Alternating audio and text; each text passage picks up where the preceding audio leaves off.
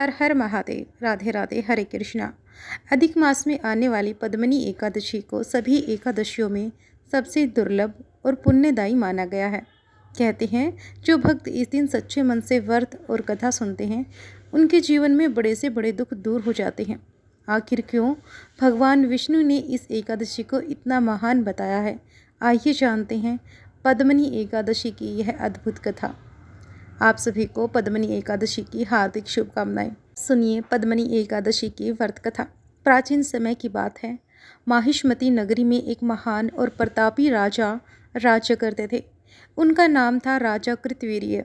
राजा अत्यंत धर्मात्मा, दानी और प्रजा का पालन करने वाले थे। उनके राज्य में चारों ओर सुख समृद्धि थी।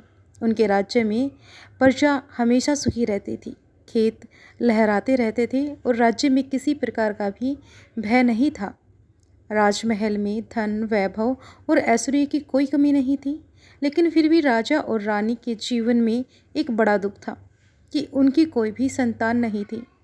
राजा की रानी का नाम पद्मिनी था। रानी बहुत सुंदर, पतिव्रता और भगवान विष्णु की परम भक्त थी। संतान न होने के कारण राजा और रानी हमेशा चिंतित रहते थे।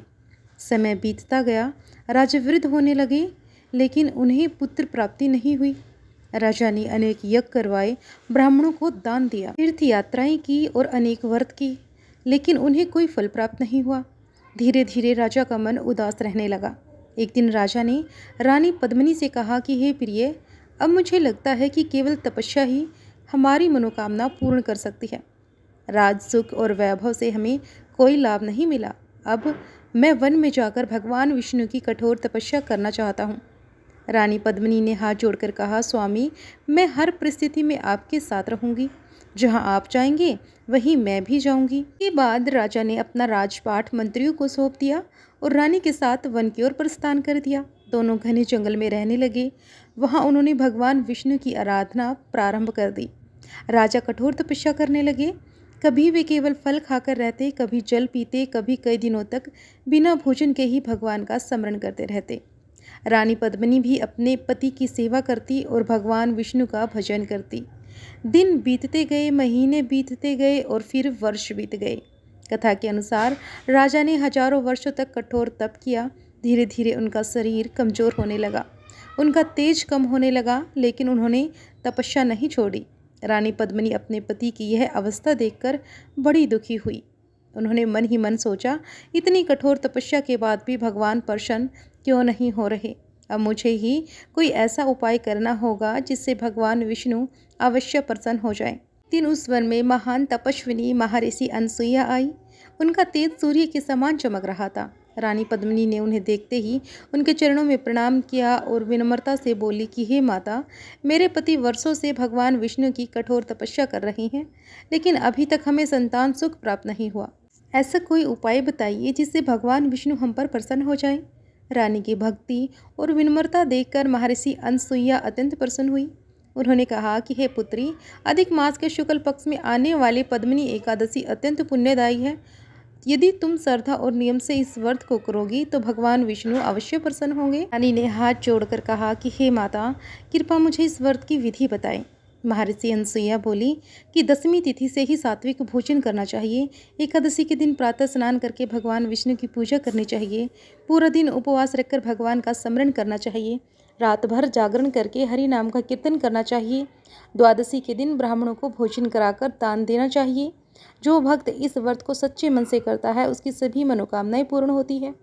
महर्षि अनसुईया की यह बात सुनकर रानी पद्मिनी बहुत प्रसन्न हुई। उन्होंने निश्चय किया कि वे पूरी श्रद्धा और नियम से पद्मिनी एकादशी का व्रत करेंगी।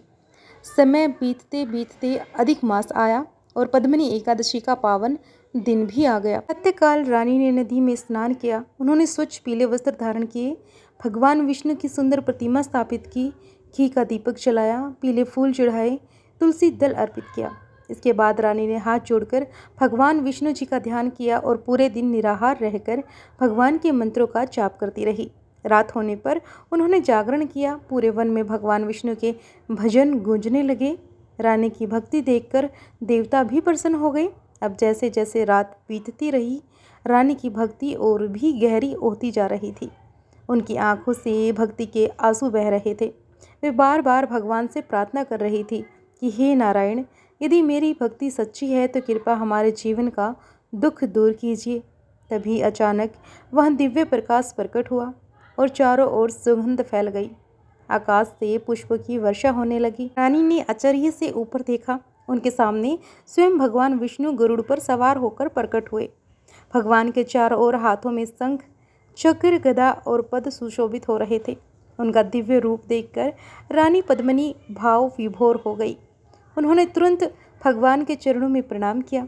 राजा कृतवीर्य भी भगवान को देखकर अत्यंत प्रसन्न हुए। भगवान विष्णु जी मुस्कुराकर बोले, हे पद्मिनी, मैं तुम्हारी भक्ति और श्रद्धा से अत्यंत प्रसन्न हूँ।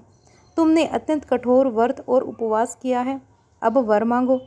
रानी ने हाथ जोड़कर कहा कि हे प्रभु, यदि आप मुझ पर प्रसन्न हैं तो हमें ऐसा पुत्र दीजिए जो महान, तेजस्वी और धर्मात्मा हो। भगवान विष्णु बोले, तथास्तु, तुम्हें एक महान पुत्र प्राप्त होगा जिसकी कीर्ति तीनों लोकों में फैलेगी। इतना कहकर भगवान विष्णु जी अंतर्धान हो गए। भगवान के जाने के बाद राजा और रानी की खुशी का ठिकाना नहीं रहा। उन्होंने भगवान विष्णु का बार बार धन्यवाद किया। कुछ समय बाद रानी पद्मिनी ने एक तेजस्वी पुत्र को जन्म दिया। उस पुत्र का नाम कार्तवीर्य अर्जुन रखा। कार्तवीर्य अर्जुन बड़ा होकर अत्यंत बलवान और पराक्रमी राजा बना। उनकी कीर्ति दूर दूर तक फैल गई। कहा जाता है कि उसमें 1000 हाथों का बल था। उसने अनेक दुष्टों का विनाश किया। यह सब पद्मिनी एकादशी व्रत के प्रभाव से ही संभव हुआ है। तभी से यह मान्यता है कि जो भक्त श्रद्धा और नियम से पद्मिनी एकादशी का व्रत करता है, भगवान विष्णु उनकी सभी मनोकामनाएं पूर्ण करते हैं और उसके जीवन में सभी दुख दूर हो जाते हैं। तो बोलिए जय श्री हरि। आप सभी को यह कथा कैसी लगी हमें कमेंट बॉक्स में अवश्य बताएं। चैनल को सब्सक्राइब करें और वीडियो को लाइक शेयर करना बिल्कुल भी ना भूलें। जय श्री हरि।